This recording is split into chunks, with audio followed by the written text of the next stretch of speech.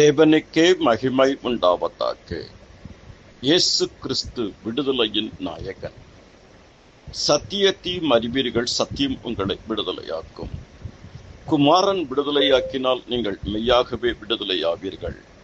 கர்த்தரே ஆவியானவர், கர்த்தருடைய ஆவி எங்கேயோ அங்கே விடுதலை உண்டு.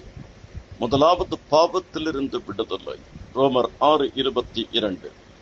பலகீனத்திலிருந்து விடுதலை, லூக்கா 13:12.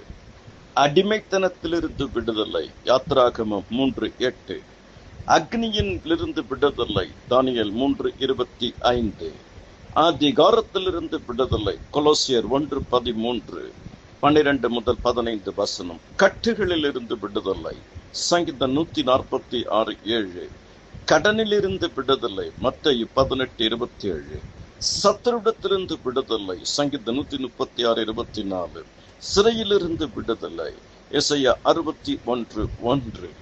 பரலோகத்தின் தேவன் தாமே ஒவ்வொருவரையும் அபரிமிதமாக ஆசீர்வதிப்பாராக. பாரத்திலிருந்து விடுதலை, பாடுகளிலிருந்து விடுதலை, பலவீனங்களிலிருந்து விடுதலை. தேவ கிருபை உங்களை ஆள்வதாக.